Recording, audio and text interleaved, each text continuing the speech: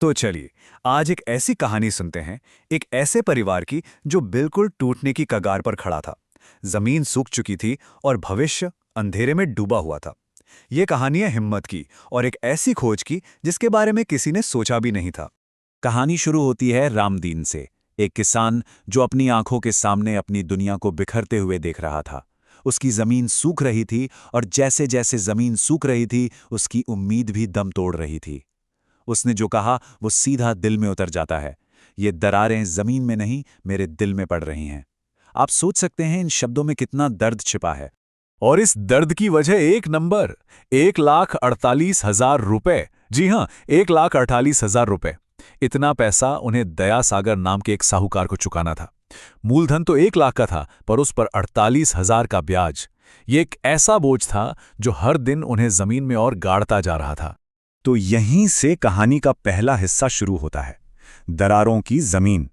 इस हिस्से में हम देखेंगे कि कैसे इस परिवार की हर कोशिश उन्हें बचाने की जगह और भी गहरी मुसीबत में फंसा देती है। और फिर कहानी में ऐसा मोड़ आता है जो दिल तोड़ देता है। साहूकार दया सागर भरे बाजार में सूरज की बेइज्जती करता है, अपने बेटे की बेइज्जती। ये सदमा उसके पिता रामदीन से बर्दाश्त नहीं होता। वो खेत में ही गिर पड़ते हैं और जब डॉक्टर आता है तो वो एक ऐसी बात बोलता है जो सब कुछ बदल देती है कि रामदीन अब कभी मेहनत नहीं कर पाएंगे। बस एक पल में घर की, जमीन की सारी जिम्मेदारी सूरज के कंधों पर आ जाती है। यहां सूरज की हिम्मत को दाद देनी पड़ेगी। वो हार नहीं मानता, शहर चला जाता है।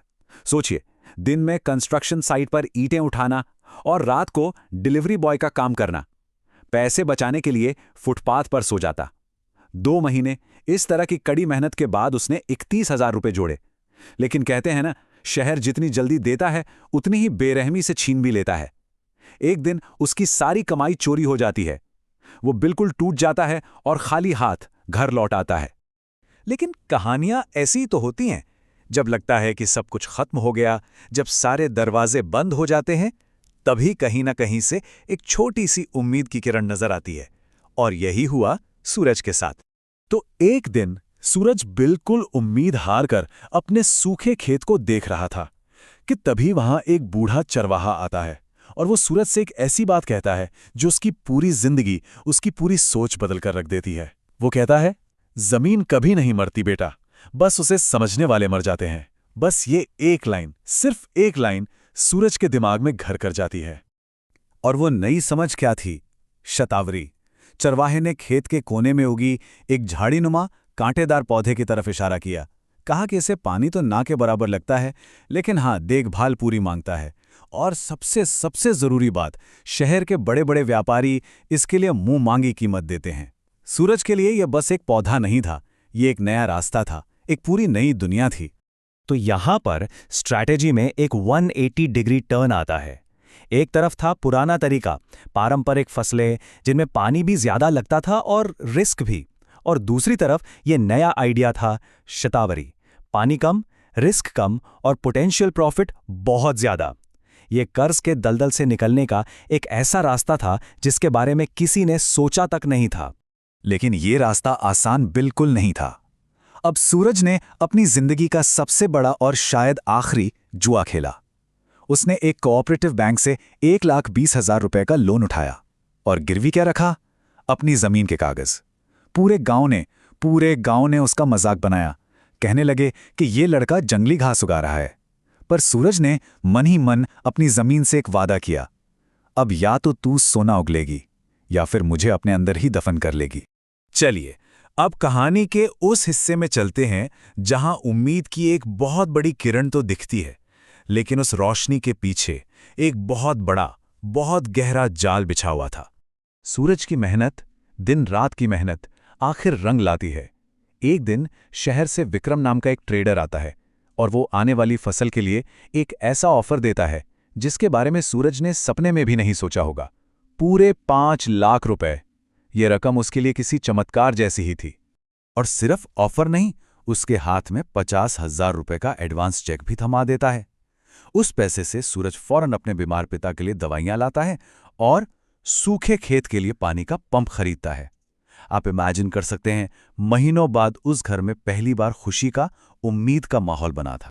पर इस खुशी के पीछे एक बहुत बड़ा धोखा छिपा हुआ था। कॉन्ट्रैक्ट में एक छोटा सा क्लॉज था जिस पर सूरज ने ध्यान नहीं दिया। वो क्लॉज कहता था कि अगर फसल की क्वालिटी जरा सी भी कम निकली तो उसे एडवांस का 4 गुना यानी 2 लाख रुपए जुर्माना देना होगा। और असलियत तो ये थी कि ये व्यापारी विक्रम उसी साहूकार दयासागर से मिला हुआ था। उनका प्लान बिल्कुल साफ था, सूरज को हमेशा के लिए बर्बाद करना।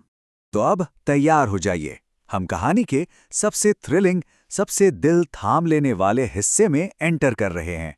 एक ऐसा मोड़ जहां मुसीबतें एक एक करके नहीं बल्कि एक साथ पहाड़ बनकर टूटती हैं। अचानक रातों रात फसल पर एक अजीब सी बीमारी लग जाती है। जो पत्ते कल तक हरे भरे थे वो पीले पड़कर मुरझाने लगते हैं। सूरज की 6 महीने की कड़ी मेहनत बस एक रात में मिट्टी में मिलने वाली थी, और इसके साथ ही कॉन्ट्रैक्ट की वो जहरीली शर्त अब उसके सर पर तलवार की तरह लटक रही थी। इस हालत में सूरज घबराकर मदद के लिए विक्रम को फोन लगाता है। उसे लगा शायद वो कोई मदद करेगा, लेकिन फोन के दूसरी तरफ से जो आवाज आती है वो उसके बचे खुचे भरोसे को भी चकनाचूर कर देती है। विक्रम साफ साफ कहता है, बिजनेस बिजनेस होता है सूरज, यहां कोई किसी की मदद नहीं करता। दवा का इंतजाम खुद करो, और हां, 2 लाख का जुर्माना मत भूलना। ये सिर्फ एक फोन कॉल नहीं थी, ये पीठ में छुरा घोंपने जैसा था। जब हर तरफ अंधेरा था, जब लग रहा था कि अब सब खत्म, तब उस अंधेरे में रोशनी की किरण बनकर वही बूढ़ा चरवाहा फिर से आ जाता है। वो बताता है कि ये कीड़े पानी में जिंदा नहीं रह सकते, और वो एक बिल्कुल देसी इलाज बताता है, नीम के पत्ते और गोबर की राख का पेस्ट। और फिर उस तूफानी रात में बारिश के बीच सूरज, उसकी माँ और उसका दोस्त केतन, तीनों ने मिलकर पूरी रात एक एक पौधे को अपने हाथों से साफ किया।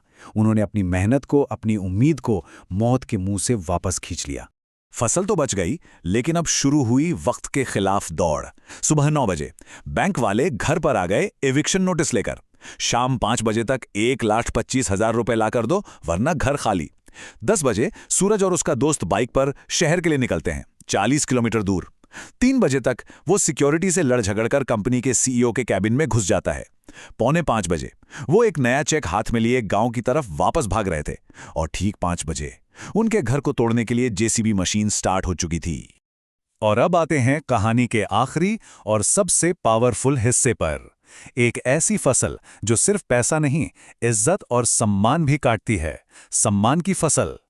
जब सूरज कंपनी के हेड ऑफिस में सीईओ के सामने सब कुछ बताता है तो एक शॉकिंग सच सामने आता है। एक तरफ थी विक्रम की झूठी रिपोर्ट जो फसल को F ग्रेड बता रही थी, और दूसरी तरफ थी कंपनी की असली लैब रिपोर्ट जिसमें फसल को A+ ग्रेड मिला था। सिर्फ A+ नहीं, रिपोर्ट में लिखा था कि ये फसल मार्केट एवरेज से 40% ज्यादा पोटेंट यानी असरदार है। विक्रम का झूठ, उसकी साजिश, सबका पर्दाफाश हो चुका था। कंपनी के सीईओ ने फौरन विक्रम का कॉन्ट्रैक्ट कैंसिल किया, पर बात यहीं खत्म नहीं हुई। उन्होंने सूरज को सीधे कंपनी का ऑफिशियल सप्लायर बना दिया और उसे एडवांस के तौर पर एक नया चेक दिया। इस बार रकम थी पूरे 3,60,000 रुपए। ये सिर्फ कागज का एक टुकड़ा नहीं था, ये उसकी मेहनत, उसकी ईमानदारी और उसके विश्वास का इनाम था। वक्त बिल्कुल खत्म होने को था। जेसीबी घर तोड़ने के लिए आगे बढ़ चुकी थी, और ठीक उसी वक्त आखिरी पलों में सूरज वो चेक लेकर वहां पहुंच जाता है। वो बैंक और साहूकार दयासागर का एक एक पैसा उनके मुंह पर मारता है, और उस दिन वो सिर्फ अपना घर नहीं बचाता, वो अपने परिवार की खोई हुई इज्जत, खोया हुआ सम्मान वापस हासिल कर लेता है। तो सूरज की कहानी हमें एक बहुत बड़ी बात सिखाती है कि अक्सर जिन चीजों को हम बेकार समझकर, जंगली घास समझकर नजरअंदाज कर देते हैं, असली खजाना वहीं छिपा होता है। तो सवाल ये नहीं है कि सूरज ने क्या ढूंढा, असली सवाल ये है कि हमारी अपनी जिंदगी में, हमारे आसपास ऐसी कौन सी कीमती जंगली घास है जिसे हम पहचान नहीं पा रहे हैं।